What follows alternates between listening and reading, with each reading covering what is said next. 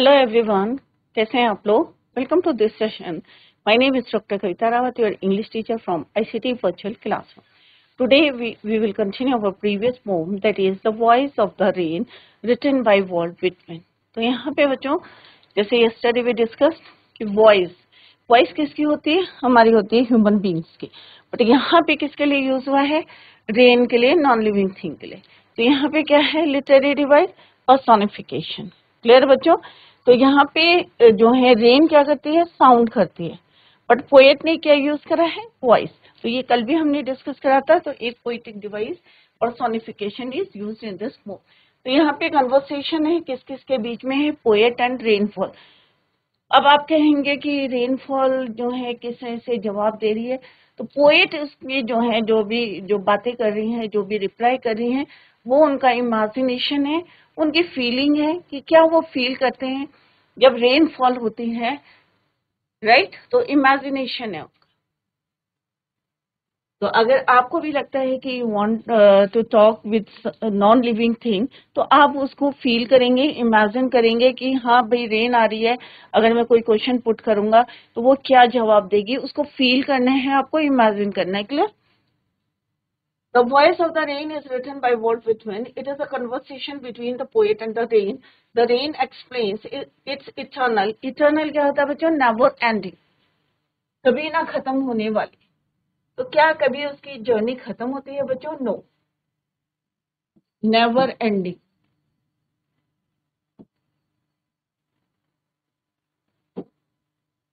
Journey in its birth place. अब birth place क्या है उसकी, अर्थ। यहां से वो जाती है, ऊपर जाती है, हेवन में जाती है, स्काई में, और फिर से जो है वो इन the form of droplets again it comes in the earth, और फिर से वो किसमें मिल जाती है, सी में, और फिर से ऊपर जाती है। तो वाटर साइकिल, जैसे कल हमने डिस्कस करा था अबाउट द वाटर साइकिल, कि पहले इवोपरेशन होता है, फिर कंडेंसेशन होता है, कंडेंसेशन के बाद प्रेसिपिटेशन होता है, और वो जो है वाटर साइकिल हमारी चलती रहती है, और हमें जो है continuously we get water in the form of rain. तो ये हमने yesterday we discuss in detail. I hope सारे बच्चों की समझ में आ गया होगा। यहाँ पे क्वेश्चन जो है पुट कर रहे हैं कौन, पोएट पुट कर रहे हैं, किससे, रेन से कर रहे हैं कि हु आर यू, कि तुम कौन हो। उसके रिप्लाई में जो आंसर देती है रेन, उसको यहाँ पे ट्रांसलेट किया गया है वॉल्ट विटमैन ने, कि मैं क्या हूं, मैं एक पोम हूं, अर्थ की हूं। किसने जवाब दिया बच्चों, रेन ने दिया, पोएट को दिया। I am the poem of the earth, said the voice of the rain, eternal I rise, impalpable means मेरे को कोई टच नहीं कर सकता, out of the land and the bottomless sea. In the above lines the poet asked the soft falling shower, who are you. तो कल मैंने आपको बताया था आर दो का मतलब क्या होता है, हु आर यू। यहाँ पे आई कौन है, पोएट है, बट यहाँ पे I am the poem of the earth, I कौन है यहाँ पे, rain. Who are you? To which the rain replied, a strange state manner। अब क्योंकि स्ट्रेंज इसीलिए लिखा है क्योंकि रेन क्या है, नॉन लिविंग थिंग है। तो यहाँ पे उनका इमेजिनेशन है, और वो उनको लगता है कि रेन ने उन्हें क्या रिप्लाई किया है। The rain said that it was the poem of the earth and it rose continuously from the land and the bottomless ocean in the form of vapour. Land से भी निकलते हैं वाटर वेपर्स जब सन की raise पड़ती हैं, और कहां से आते हैं, बॉटमलेस सी से। इन द नेक्स्ट स्टेंज हमने पढ़ा था बच्चों, upward to the heaven means sky में जाती है, where vaguely formed, vaguely means होता है not clearly, it changes its shape, shape changes करती है। जैसे कल मैंने बताया था सॉलिड लिक्विड गैस। तो सॉलिड लिक्विड गैस क्या होता है बच्चों, कि 3 फॉर्म्स ऑफ द वाटर होते हैं। आप सबने पढ़ा होगा कि यहाँ पे रेन करी मैं कोई से भी फॉर्म्स में चेंज करूं, कोई सा भी शेप बना लूं, बट मेरा जो एसेंस है, कंपोजिशन है, वो कैसा रहेगा, इट रिमेन्स सेम।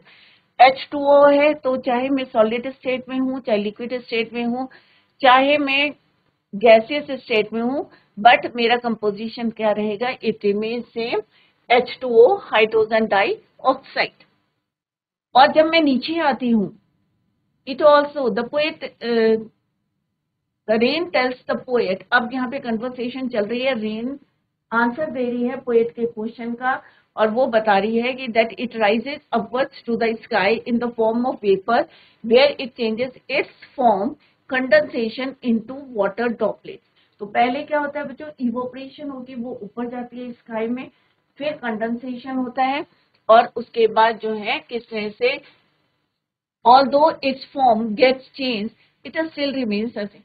अब यहाँ पे रेन क्या बोल रही है कि दो कि मेरे जो फॉर्म है चेंज हो गया है, पहले मैं गैसेस स्टेट में थी, फिर मैं किस में आई, सॉलिड स्टेट में आई, और लिक्विड स्टेट में आई, गैसेस स्टेट से लिक्विड स्टेट में, फिर लिक्विड स्टेट से किस में बनी मैं, यहाँ पे पहले हुआ इवेपोरेशन, फिर क्या हुआ बच्चों, कंडेंसेशन।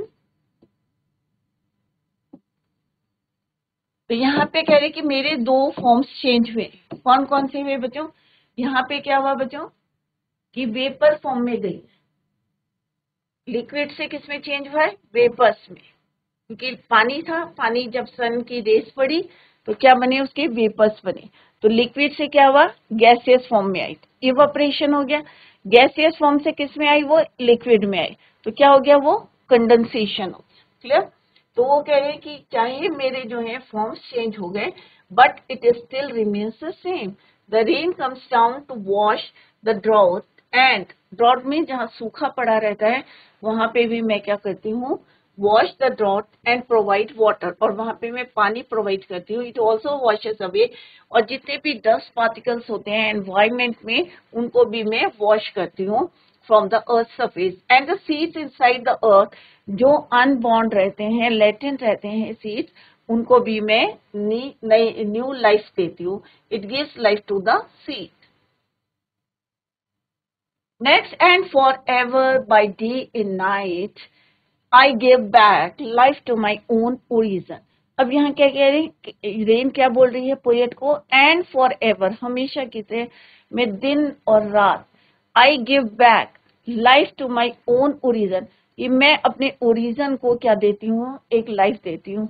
क्यों बोला बच्चों, क्योंकि उसका ओरिजिन प्लेस क्या है, अर्थ, तो दिन रात आके वहां पे एक क्यों लाइफ देती हूँ, क्योंकि अगर बारिश नहीं होती तो कितना सूखा पड़ जाता है बच्चों, ड्राउट हो जाता है, पानी की क्राइसिस हो जाती है, तो यहाँ पे उन्होंने यही बताने की कोशिश करी है, and for ever by day and night I give back life to my own origin and make pure and beautiful it, और हमेशा जब भी मैं आती हूँ तो अपनी ओरिजिन प्लेस, अपनी अर्थ को और ज्यादा ब्यूटीफाई करती हूँ, और ज्यादा प्योर करती हूँ, और सुंदर करती हूँ। क्लियर बच्चों।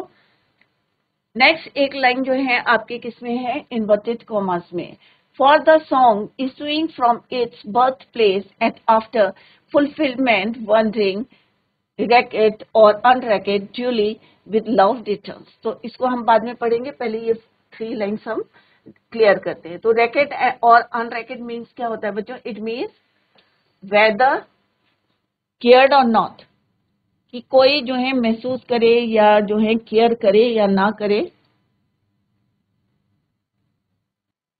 इट मीन्स वेदर केयर, रैकेट और अनरैकेट मीन्स whether it cared or not cared for it, it does not affect the rain or the poet if someone listen to the rain or not। कि कोई मुझे महसूस करे, मुझे जो है करे या ना करे, बट मैं अपना वर्क जो है कॉन्टिन्यूसली करती रहूंगी, डे एंड नाइट करूंगी, चाहे कोई मुझे फील करे या टच करे या फील करे, मैं जो है कंटिन्यूसली अपना वर्क करूंगी, ब्यूटीफाई करूंगी, अपने ओरिजिन प्लेस को और ज्यादा प्योर करूंगी। It give back life to my own present origin, जितने भी जैसे अभी हमने पढ़ा, जितने लैटेंट सीड्स है, अनबॉर्न है, उनको लाइफ दूंगी, या जहाँ पे ड्राउट है, जहाँ सूखा पड़ा है, वहां पानी प्रोवाइड करूंगी, वाटर प्रोवाइड करूंगी, चाहे मैं किसी फॉर्म में हूँ, चाहे मैं गैस स्टेट में आऊँ, चाहे मैं सॉलिड स्टेट में आऊँ, चाहे लिक्विड स्टेट में आऊँ, बट मेरा जो कंपोजिशन है वो सेम रहेगा। शेप चेंजेस होंगी बट इट जो इसका एसेंस है, कंपोजिशन है, इट विल रिमेन हमेशा सेम रहेगा, इट विल रिमेन सेम। तो यहाँ पे वो कह रही हैं and for ever by day and night I give back life to my own origin. चाहे कोई मुझे महसूस करे या ना करे, मैं इसको और ज्यादा प्यूरिफाई करूंगी, और ज्यादा ब्यूटिफाई करूंगी अपनी ओरिजिन प्लेस को, चाहे कोई मुझे फील करे या ना करे। Clear? But I will do my work continuously day and night.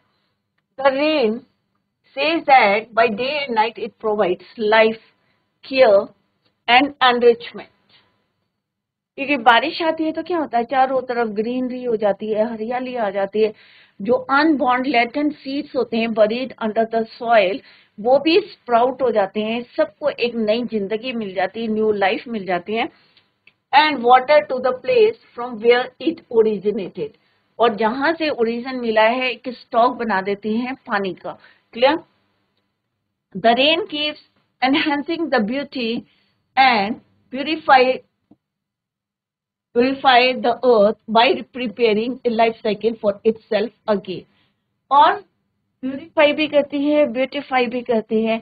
हमने देखा है कि किस तरह से जब बारिश होती है उसके बाद जो ग्रीनरी रहती है चारों तरफ, और एक जो है आप कह सकते हैं कि सारी जो डस्ट पार्टिकल्स हैं वो जमीन में आ जाते हैं, तो पूरा एनवायरनमेंट कैसा रहता है, प्योर फ्रेश एयर रहती है और ग्रीनरी रहती है, जो बहुत ज्यादा सूथनिंग देती है आइस को।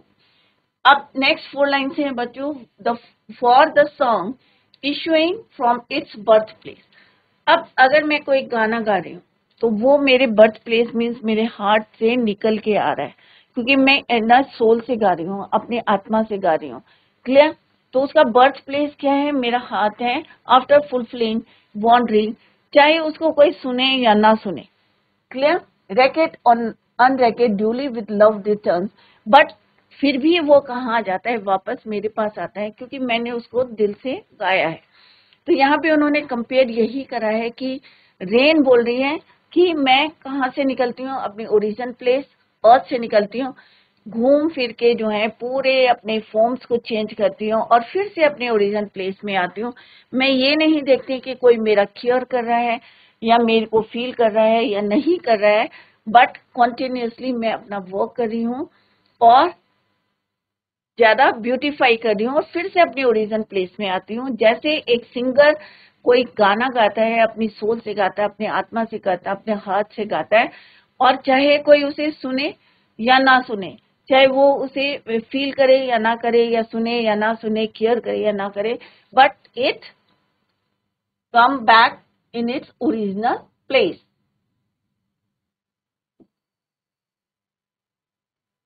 The rain is like a song, तो यहाँ पे कंपेयर कर रहा है रेन को like a song.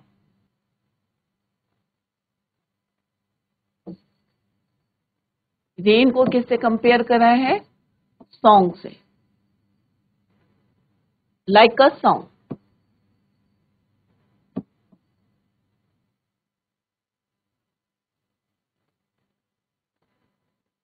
The rain is like a song that originates from its birthplace, just like the heart of the singer, and travels to fulfill the earth's needs and wonders. It finally comes back to the place from where it originated, whether it is ruined or not. It returns to the original position with a lot of love of its birthplace. जैसे गाना जो है, singer जो है अपने दिल से गाना गाता है, कोई उसे सुने या ना सुने, वो जो है अपना पूरे जो है दिल से गाता है। सिमिलरली जो रिवर है, जो रेन है, वो किस तरह से हमारी जो है इच्छाओं को पूरी करती है, फुलफिलमेंट करती है, वंडर करती है, शेप चेंज करती है, फॉर्म्स अपने शेप चेंज करती है, बट लास्ट में कहाँ आती है, वो अपने ओरिजिनल प्लेस अर्थ में आती है। तो हियर पोएट ने कंपेयर किससे करा है, रेन को लाइक अ सॉन्ग। जिस तरह सॉन्ग फिर से ओरिजिनल प्लेस में आ जाता है, ये नहीं देखता कि कोई जो है उसकी केयर करता है या नहीं, वेदर केयर फॉर और not care it doesn't affect the rain nor the poet if someone listen to the rain और नॉट।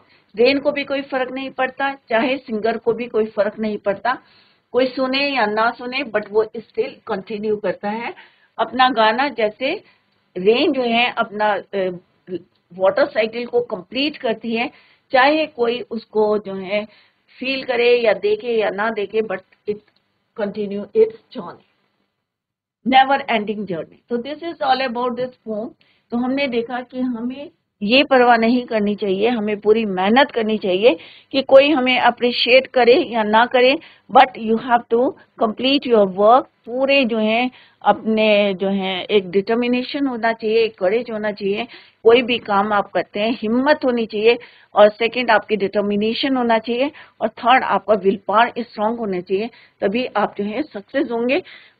जिस तरह से रेन जो है ये नहीं देखती कि कोई मेरे को देख रहा है या कोई मुझको सुन रहा है, but it continuous it's journey, और हमें जो है पानी मिलता है, हमारा एनवायरनमेंट कितना जो है फ्रेश हो जाता है जब एक भी शार होती है, तो सब लोग जो है उसको फुली इंजॉय करते हैं। क्लियर बच्चों? तो यहाँ पे literary devices are used in this poem. First one is your personification, जो मैंने आपको टाइटल में भी समझाया था कि वॉइस क्या होती है, ह्यूमन बींग्स की होती है, और साउंड किसका होता है बच्चों, रेन का। But here poet use that word for rain, voice is use for rain, that is why it is personification, क्योंकि ह्यूमन क्वालिटी को यूज करा है for non living thing, that is rain. Rain is personified, rain is personified in the whole poem। किस कैसे करा है बच्चों, human qualities को यूज करा है फॉर रेन। रेन टॉक्स, अब रेन क्या टॉक करती है बच्चों, ऑब्वियसली नहीं करती। तो यहाँ पे भी क्या है बच्चों, पर्सोनिफिकेशन है, क्योंकि टॉक कौन करता है, ह्यूमन बींग्स करते हैं। तो ये भी ह्यूमन क्वालिटी है जिसको हमने यूज करा है for rain। The poet like a human। Here are some dialogues by the rain। I am the poem। अब यहाँ पे ये डायलॉग है बच्चों, I am the poem of the earth। अब ये कौन है, यहाँ पे भी पर्सोनिफाइड है, क्योंकि आई हम किसके लिए यूज करते हैं, ह्यूमन बींग्स के लिए यूज करते हैं। I descend love the droughts, ये बच्चों ड्राउट,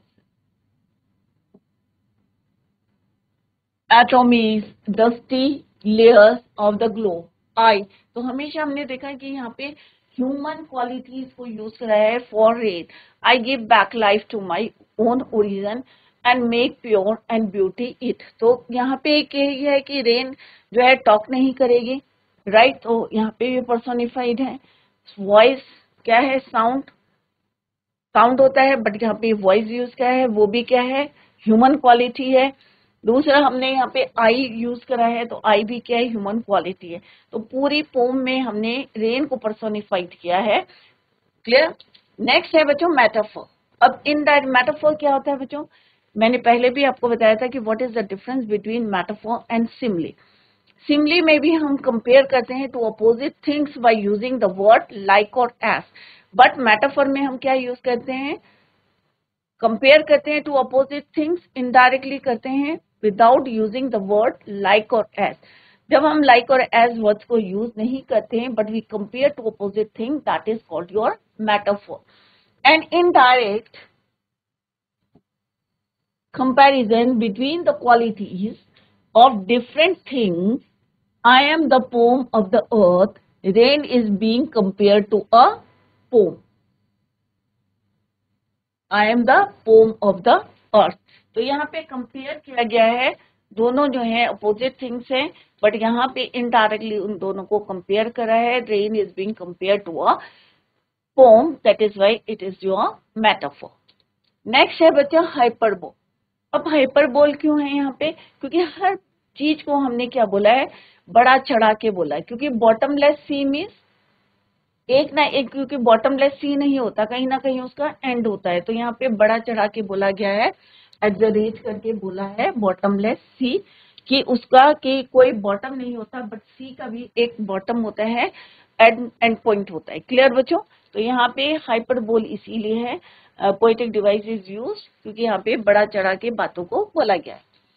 दूसरा है बच्चों इमेजरी, जैसे मैंने पहले भी बोला था आपको, visual description of something soft falling शार। नेक्स्ट है बच्चों अलिट्रेशन। अलिट्रेशन कई बार ये मैंने रिपीट भी करा है बच्चों, कि जब कॉन्सोनेंट साउंड रिपीट होता है इन क्लोज वर्ड्स में तो उसे कहते हैं हम अलिट्रेशन। अब यहाँ पे देखो बच्चों, सेट, सॉफ्ट, शावर, तो यहाँ पे क्या है, एस रिपीटेड हुआ है, S sound is repeated. Next है whence, where, vaguely, form. Clear? तो यहाँ पे क्या है, सैड, आई, इस तरह से क्या है रिपीट हो रखे हैं, S S S sound. Where, और यहाँ पे क्या है, वेगली है, फॉर्म्ड, एक्सेट्रा। तो यहाँ पे क्या है, अलिट्रेशन है, क्योंकि एस क्या है, कॉन्सोनेंट साउंड है, सैड, सॉफ्ट, शार्प। क्या है, soft, sad, S, soft S, और शार्प में भी एस, सेम साउंड हो रहा है, और वेयर और वेग। So these poetic devices are used in this poem. I hope सारे बच्चों को क्लियर होगा कि हो गया होगा कि किस तरह से हमने यहाँ पे डिस्कस करा था, और यहाँ पे आप मार्क भी कर सकते हैं कि किस तरह से वाटर साइकिल जो है यहाँ पे हमने एक तरह से पूरा डिस्क्राइब करा है। और वही जो है रेन, रेन क्या है, rain is your water cycle, पूरी उसकी जर्नी है, रेन की journey, that is your water cycle. Rain, rain actual में क्या है बच्चों, आपकी इसकी जो जर्नी है वो क्या है, वाटर साइकिल। एक वर्ड यहाँ पे यूज हुआ है वाटर साइकिल की, कौन सी जर्नी है उनकी, never ending, eternal journey. Eternal journey means कभी ना खत्म होने वाली, नेवर एंडिंग जर्नी। कि किस तरह से अपने तीन फॉर्म्स में आती है रेन, कौन कौन से प्रोसेस होते हैं, इवोपरेशन, तीन स्टेट्स बता देते हैं, और इनका जो कंपोजिशन होता है इट रिमेन्स सेम। इवोपरेशन होता है, कंडेंसेशन होता है, पीपीटी होता है, और उसके बाद प्रेसिपिटेशन। और यहाँ पे थ्री फॉर्म्स कौन से होते हैं, गैसियस, सॉलिड, लिक्विड, गैस। ये आपने साइंस में भी पढ़ा होगा बच्चों, केमिस्ट्री में भी पढ़ा होगा, सॉलिड, लिक्विड, गैस। तो किसकी फॉर्म है, ये रेन के हैं, और इट्स कंपोजिशन क्या है बच्चों, H2O। थ्री फॉर्म्स कौन से हैं आपके, सॉलिड, लिक्विड, इस फॉर्म में ये हमारे अर्थ में आती है, liquid and gaseous state. Clear? और वाटर साइकिल क्या है, इसकी इटर्नल जर्नी है, नेवर एंडिंग। तो आप सोच सकते हैं कि किस तरह से अपनी जर्नी को कंप्लीट करती है, ये नहीं देखती कि कोई केयर कर रहा है या नहीं कर रहा है, but it completed it's journey. और फिर से वो अपने जो है ओरिजिन प्लेस, जो अर्थ है, अर्थ क्या है इसका, बर्थ प्लेस।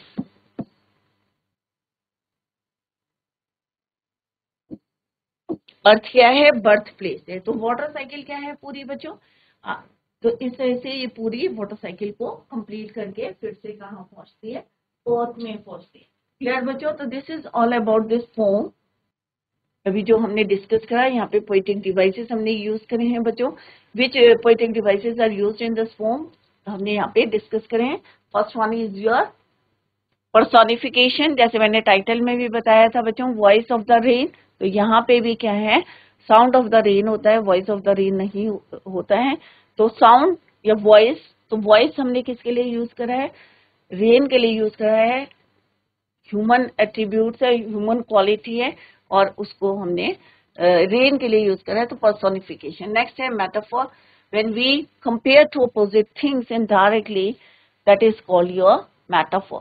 हाइपरबोल होता है जब हम कोई चीज बढ़ा चढ़ा के बोलते हैं, जैसे बॉटमलेस सी बोला है, तो यहाँ पे क्या है, हाइपरबोल है। नेक्स्ट इज योर इमेजरी है, विजुअल डिस्क्रिप्शन ऑफ समथिंग।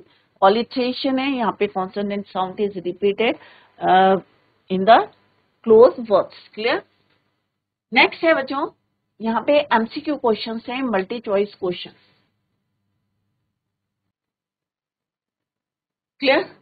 तो फर्स्ट क्वेश्चन क्या है बच्चों, the pome the voice of the rain is a conversation between, अभी मैंने आपको पहले भी बताया था बच्चों, कन्वर्सेशन किसके बीच में है, पोएट और रेन के बीच में।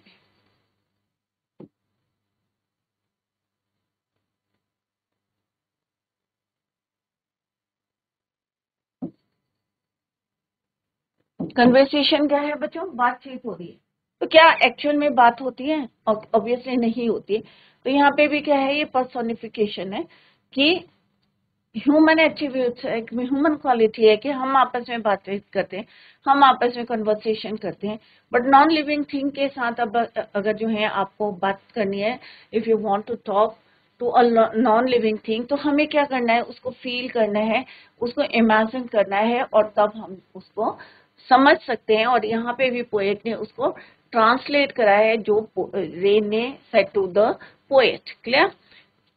तो कन्वर्सेशन किसके बीच में है बच्चों, poet and rain, poet and mountains. क्या पोएट और रेन के बीच में भी है, या पोएट एंड माउंटेन्स के बीच में भी है, या रेन एंड ट्रीज के बीच में भी है, या बर्ड्स एंड रेन के बीच में भी है? तो किसके बीच में भी है बच्चों कन्वर्सेशन, पोएट और रेन के बीच में भी। So this is the answer. A is the right answer of this question.